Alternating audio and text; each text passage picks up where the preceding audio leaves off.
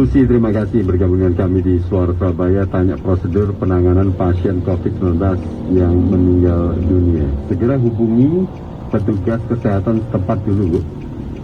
Ya, segera hubungi petugas kesehatan setempat dulu supaya masyarakat betul-betul paham dan juga betul-betul mengerti bagaimana pemusalaran, ya, untuk pengurusan jenazah. Itu yang paling penting, seperti apa prosedurnya. Baik, saya ke ruang GTP dulu sebentar. Iya, Bu Lucy tadi juga sudah dibantu oleh Widya. Mas Hadi Setiawan ini kehilangan dompet dan HP Xiaomi, dompetnya warna coklat, ada uang, KTP, SIM, STNK atas nama Rian Soyan. Kemudian Pak Indra, Pak Indra sudah nemu jalan macet ini Mas ya? Pak Bramanto pulang kampung kok masih banyak ya, padahal punya RSS sudah sampai Muru kalau masih tahu kan. Nah, iya. Pak Hendra, foto truk yang hilang tadi dikirimkan. Ada Pak Agus Rianto, ini di Balung Panggang Gresik yang parkirnya penuh di luar pasar. Kata para pedagang ini suasana perpekan ya, karena sudah dekat dengan Lebaran. Cuaca masih mendung gelap, gerimis. Kemudian Pak Pradipta, cuaca Kota Malang hujan. Pak Januar, PDAM di daerah Gunung Anyar sudah mulai lancar dan debit airnya sudah mulai normal, katanya. Terima kasih. Ada Pak Muhammad Amirur, ini mau lakukan pengiriman frozen food ke Blitar, dari Blitar ke Surabaya, maksudnya menggunakan mobil pribadi. Memang usaha kecil, belum ada semacam surat jalan resmi apa boleh. Kalau makanan sejauh ini nggak ada masalah ya Mas ya. Aibda di Suwandi, anggota Prestabes Surabaya, informasi yang diberikan Darmo pada Giling, situasi lalu lintas dan sejarah penjuru saat ini masih terpantau lancar. Oke, kawan, kemarin itu berlangsung penyematan pangkat baru untuk jajaran kepolisian yang dilakukan oleh Kapolri. Beberapa di antaranya orang-orang yang selama ini akrab dengan kita. Masing-masing Kombes Polisi Sandi Nugroho, Kapolrestabes Surabaya, mendapat penghargaan bintang 1 atau Brigjen Pol. Kemudian Kombes Polisi Alwi Setiono sekarang mendapat bintang 1 juga, dan jabatannya menjadi Karopenmas Polri. Brigjen Polisi Alwi Setiono, selamat. Kemudian Pak Sandi Nugroho, Brigjen Sandi Nugroho juga selamat, sudah lagi pindah ke Mabes. Lalu yang lain, Brigjen Polisi Argo Yuwono yang sebelumnya Karopenmas, bintangnya bertambah 1 menjadi Irjen Pol Argo Yuwono dengan jabatan baru sebagai Kadif Humas Polri, menggantikan posisi Irjen Pol Muhammad Iqbal yang sekarang menjabat sebagai Kapolda Nusa Tenggara Barat. Ini adalah orang-orang yang akrab di Jawa Timur kan, karena selama beberapa waktu bertugas baik itu di Polrestabes maupun di jajaran Polda Jatim. When you feel the world is over, when you say you're feeling lonely, if you ever need a shoulder, find me. Stop chasing all the city lights. Breathe me in. Go on and take your bite. Count on me to make you come alive. You know where to find me tonight.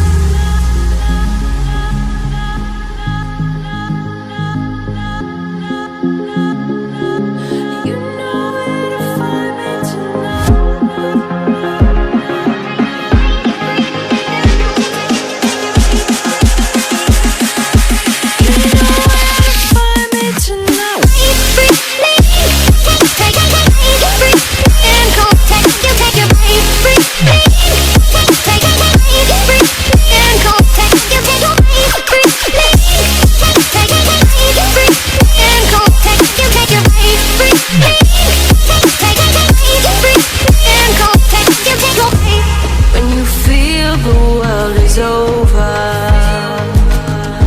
When you say you're feeling lonely,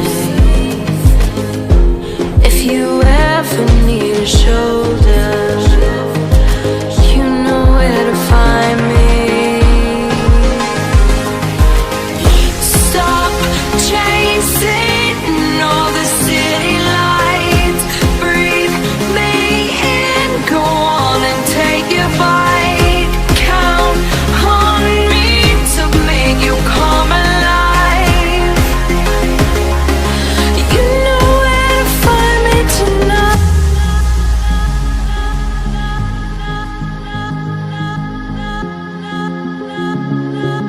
You know where to find me tonight. Find me tonight.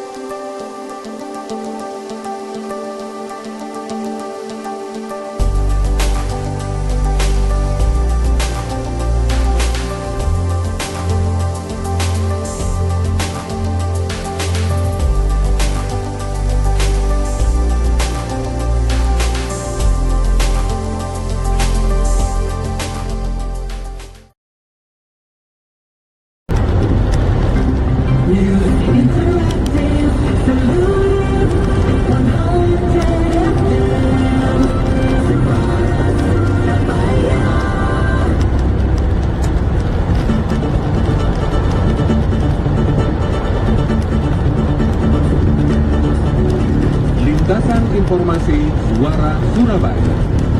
Selamat siang kawan, saya Budi Lekon untuk pukul 12. Wiku Adi Sasmito, Ketua Tim Pakar Gugus Tugas Percepatan Penanganan COVID-19 memprediksi kondisi sesudah Lebaran akan menjadi tantangan sendiri dalam penanganan kasus virus corona di Indonesia.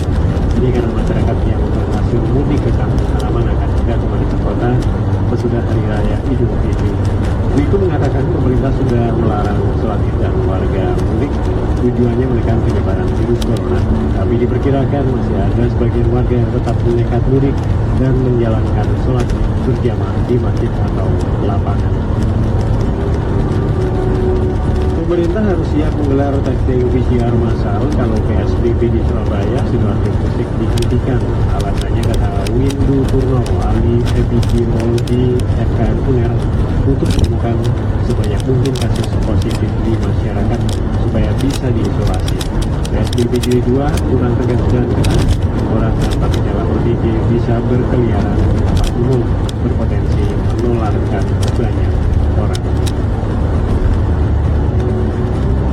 Kementerian Kesehatan Malaysia mengkhawatirkan banyaknya kendaraan melewati perbatasan antar negara setiap hari untuk mudik ke daerah asal. Itu sesudah polisi menyebutkan ada 2.000-an kendaraan masih beroperasi. Nur Hisam, Dirjen Kementerian Kesehatan Malaysia, mengatakan ribuan kendaraan itu ingin kembali ke daerah asal menikmati Idul Fitri bersama keluarga selama 3 hari. Pemerintah khawatir memunculkan kasus baru di daerah. Dari 6.000 kasus COVID-19 di Malaysia, 13% diantaranya dialami orang tua 60 tahun ke atas. Kawan, mulai Juni mendatang, Boris Johnson, Perdana Menteri Inggris, akan merekrut 25.000 personel pelacak memudahkan pemetaan situasi pandemi di Inggris supaya pemerintah bisa segera menentukan kapan lockdown dilonggarkan. Nantinya seluruh pelacak akan mengidentifikasi 10.000 kasus baru dan mendukung 200.000 tes virus corona per hari. Inggris tidak ingin gegabah melonggarkan lockdown antisipasi gelombang kedua.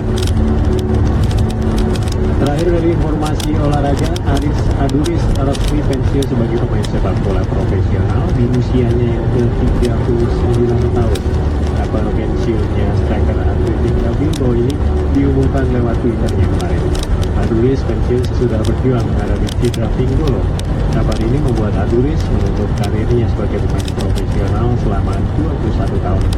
Selain Bilbao, Aduris juga tercatat pernah bergabung klub Burgos, Valladolid, Real Mallorca, dan Valencia.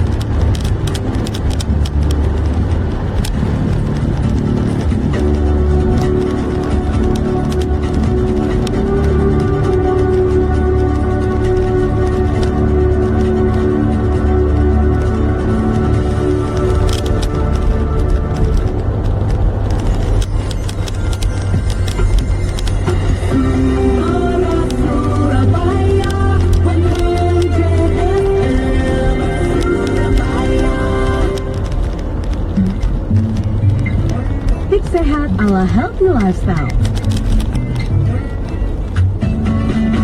Kawan Suara Surabaya, untuk menjaga imunitas anak kita pada masa pandemi COVID ini, sebaiknya yang dilakukan orang tua antara lain adalah menjaga kesehatan anak-anak kita supaya tidak tertular. Bagaimana caranya? Yang pertama adalah seperti yang sudah sering kita dengarkan adalah mencuci tangan. Kemudian kalau terpaksa keluar, maka kita menggunakan masker. Kemudian bawalah hand sanitizer, tapi memang hand sanitizer ini memiliki keterbatasan. Setelah dipakai 4 kali, maka kita harus mencari air dan sabun untuk cuci tangan setiap mungkin 3 sampai 4 jam sekali. Kemudian jangan lupa untuk selalu mengkonsumsi makanan dengan nutrisi yang gizinya seimbang, yang sesuai dengan kebutuhan untuk anak-anak kita yang sedang bertumbuh.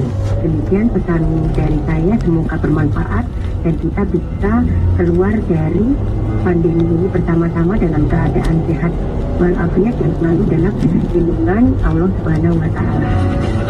Saya Dr. Mira Ermawati, spesialis anak dari IGI Jawa Timur, Rumah Sakit Dr. Sutomo Surabaya dan Fakultas Kedokteran Universitas Airlangga Surabaya untuk Healthy Lifestyle Suara Surabaya.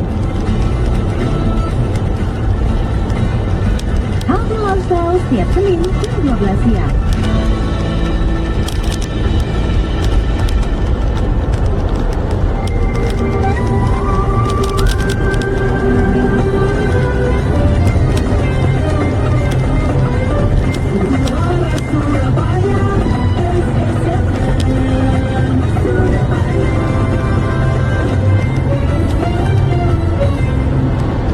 Hujan di kawasan Wonogiri dan sekitarnya memang sudah reda kawan, tapi hati-hati ya, beberapa kawasan tadi masih terpantau jalanan cukup basah, waspada Anda yang melintas.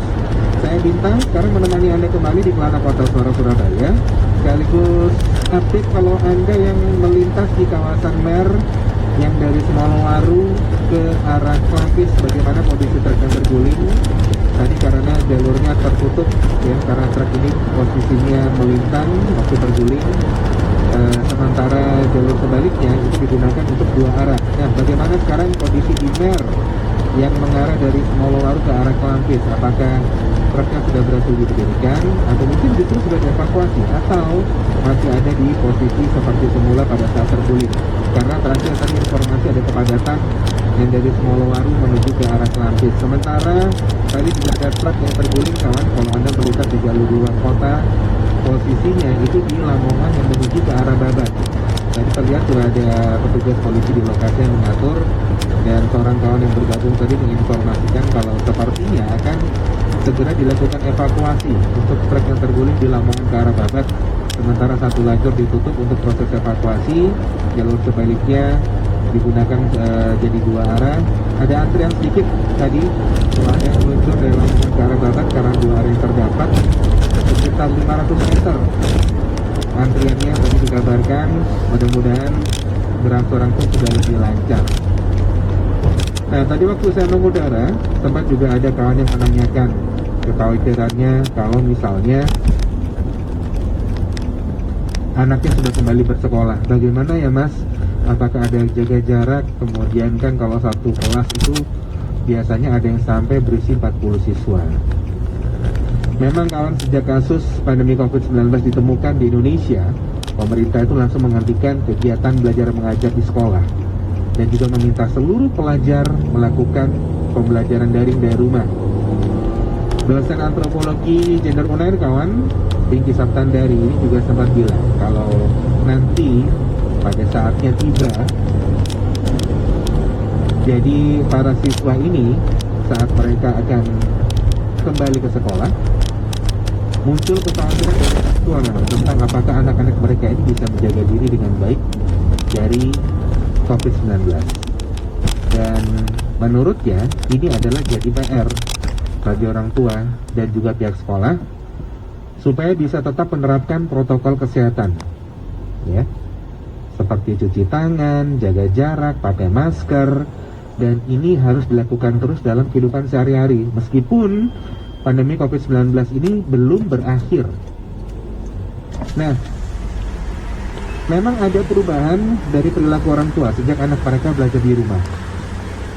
Jadi awal ini mereka bingung dan tidak siap karena mengalami kesulitan bantu anak belajar, ya. Tapi sekarang orang tua sudah mulai beradaptasi dan lebih terbiasa dengan keadaan seperti sekarang ini saat pandemi. Tapi nantinya saat anak mereka kembali ke sekolah, para orang tua ini jadi khawatir kawan, apakah pihak sekolah ini bisa menerapkan pencegahan COVID-19 dengan baik atau tidak. Begitu juga dengan anak-anak, apakah mereka bisa menjaga diri dengan baik atau tidak. Ini adalah kekhawatiran yang muncul dari para orang tua. Wajar ya, pasti karena dari orang tua selama ini kan anak-anak bersekolah ya dengan kondisi yang normal, tapi istirahat mereka bermain, pulang sekolah kadang mereka masih sempatkan waktu main sambil nunggu jemputan. Sementara kondisi sekarang berubah. Tantangan ini tidak berhenti di sana, tapi juga bagaimana anak berkebutuhan khusus atau ABK ini mendapat perlindungan dari penyebaran virus. Apalagi WHO sendiri kawan, ini tidak bisa menjamin kalau virus COVID-19 ini nantinya akan benar-benar hilang. Dr. Mike Bayer, Direktur Kedaruratan WHO, ini sebelumnya sudah memperingatkan kalau kasus virus COVID-19 ini tidak akan hilang meski nantinya sudah ada vaksin. Jadi menurut Ibu Pinky sendiri, sangat penting sebenarnya bagi masyarakat bersama-sama mengubah pola pikir dan perilaku untuk bisa menyambut tatanan kehidupan baru yang marak sekarang ini disebut sebagai new normal. New normal karena masyarakat tidak bisa kembali seperti sebelum pandemi. Ya, paling tidak sudah ada kebiasaan baru sekarang ya, keluar pakai masker, keluar rumah pakai masker, cuci tangan, bahkan sangu hand sanitizer untuk Anda yang bepergian sampai rumah langsung cuci tangan, cuci kaki dan ganti baju, apalagi kalau Anda keluar di tempat umum, sekedar belanja ke pasar, ini juga salah satu yang harus diperhatikan betul. Terima kasih untuk Anda terus sudah bergabung di 99 juta. Jaga tadi ada beberapa kawan, Pak Ahmed Jufri, mudik boleh apa enggak Pak? Kemudian ada Pak Purwo. Pak Purwo ini kebetulan masih melintas di Simpang 5 Prian, di Pasar Jati masih ramai, macet. Jadi banyak orang belanja katanya. Terima kasih. Kemudian Pak Evan tadi dari Surabaya mau exit tol Sidoarjo, sebelum exit tol Sidoarjo itu melihat sepertinya ada orang berkebutuhan khusus yang kayaknya nyebrang. Jadi sebelum exit tol Sidoarjo yang dari Surabaya. Terima kasih Pak Evan. Kalau Anda melihat juga mungkin bisa tambahkan informasinya. Ibu Lucy terima kasih. Pak Kevin tadi yang masih menginformasikan truk yang di Lamongan terguling itu katanya sedang proses mau evakuasi ya. Petugas sudah di lokasi. Tadi yang di Lamongan itu adalah truk yang muat jeruk. Nah, kondisi yang di Mer sendiri kawan, yang dari Semolowaru mengarah ke Klampis, tadi juga ada informasi truk box yang terguling. Truk box ini muat roti, truk boxnya. Apakah sudah berhasil dievakuasi, sudah berhasil didirikan atau belum? Boleh Anda tambahkan informasinya ke 0319906 kali. WhatsApp kami juga terbuka untuk Anda di 0855 30 155. Kalau Anda mau berbagi kabar silakan, termasuk juga Anda yang telah daftar, nomornya boleh didaftarkan dulu ya, jadi Anda bisa memberikan informasi ke kami. Oke, di game kita juga berganti, ada Mbak Wismanti, Nanda, dan juga Wandi yang mendata informasi dari Anda. Kapan kamu pulang? Satu pertanyaan yang selalu menghantuiku selagi aku di perantauan. Dari kakak, adik, sahabat, dan tentu orang tua. Aku tahu mereka ingin segera bertemu. Mereka pikir aku tidak. Aku sedang mengalami kondisi di mana kita mengenalnya sebagai rindu. Iya, rindu yang teramat rindu. Perkembangan zaman memang mengubah jalan seseorang dalam menyampaikan sesuatu. Tapi tak akan pernah sama ketika semuanya bisa bertemu. Rindu itu beneran berat ya? Aku pikir itu cuma ada di film-film remaja. Tapi kamu tahu kan, kalau kita lagi sama-sama berjuang, faktanya kesal dan rindu datang di saat bersamaan karena banyak hal yang harus dipertimbangkan. Semoga benar, rindu ini diciptakan supaya nanti kita lebih erat berpelukan. Sabar ya, nanti aku akan pulang sesudah semuanya kembali tenang. Semoga semesta mendengarkan. Semoga semesta mewujudkan. Semoga semuanya lekas disembuhkan.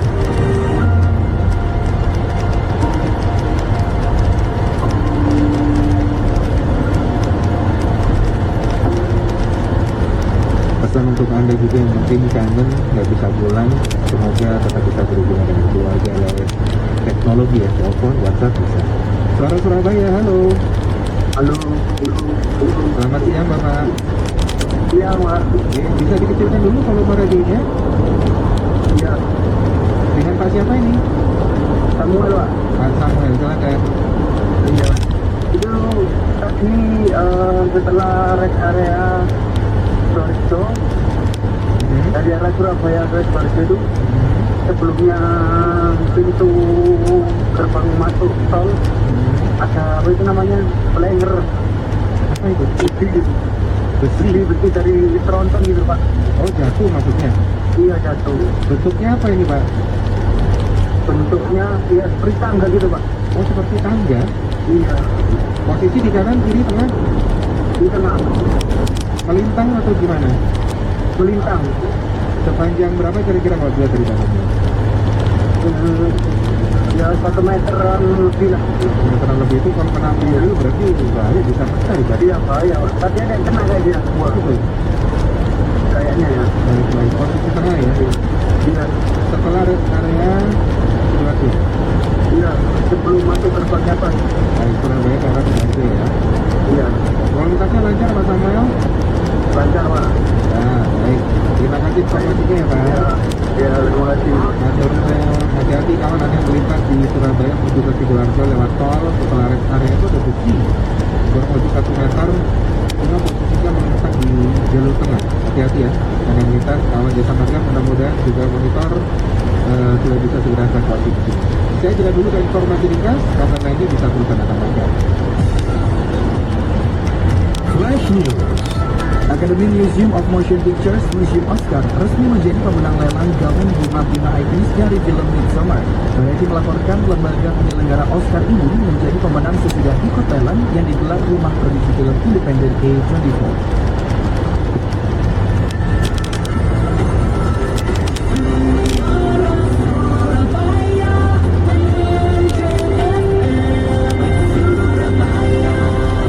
Kabar-kabar lainnya masih bisa terus Anda tambahkan kawan. WhatsApp kami atau telepon kami juga bisa Anda manfaatkan untuk bagi informasi.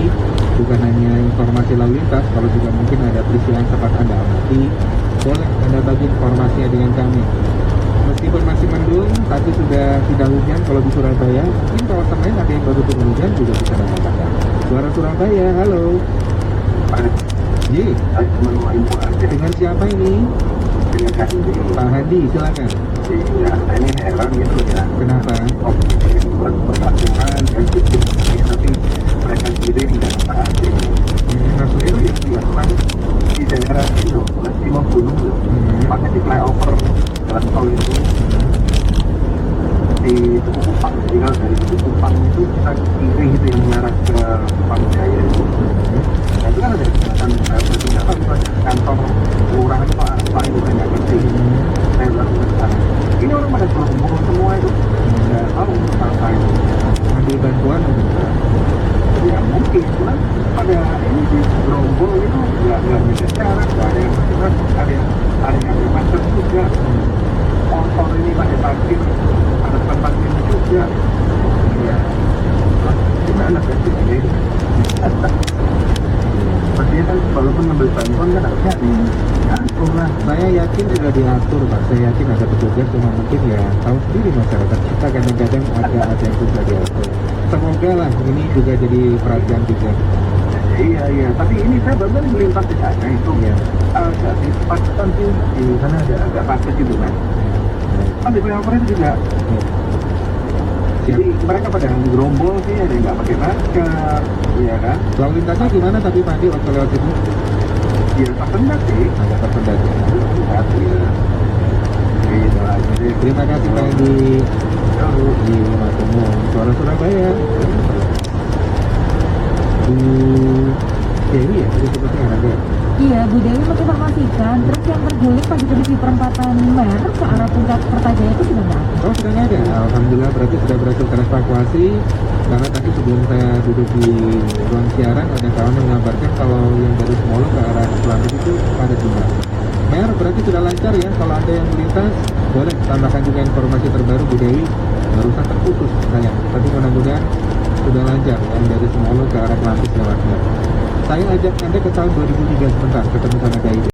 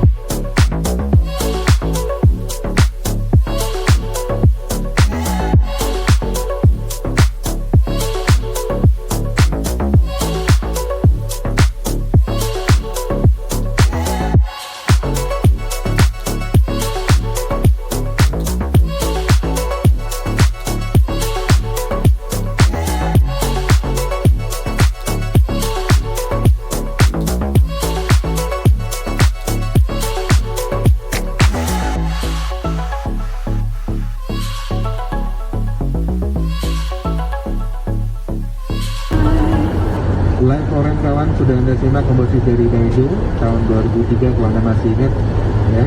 Mudah-mudahan bisa membuat Anda flashback sedikit ke zaman dulu. Mungkin ada kenangan dari tahun-tahun itu. Tadi juga sempat ada kawan yang bertanya kalau mau melakukan perjalanan menggunakan kendaraan umum, apa saja syarat-syarat yang bisa dibutuhkan untuk bisa membeli tiket. Nah, ini salah satunya PT Kereta Api Indonesia kawan. KAI ini mengoperasikan memang kereta luar biasa ya, yang digunakan untuk mengakomodasi perjalanan masyarakat di tengah corona.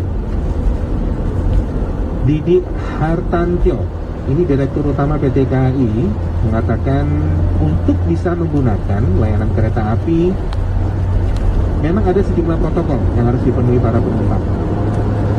Dan ini juga sudah sesuai dengan Permenhub ya, nomor 25 tahun 2020 tentang pengendalian transportasi selama masa mudik Idul Fitri. Untuk di tahun ini dan juga surat edaran gugus tugas percepatan penanggulangan COVID-19.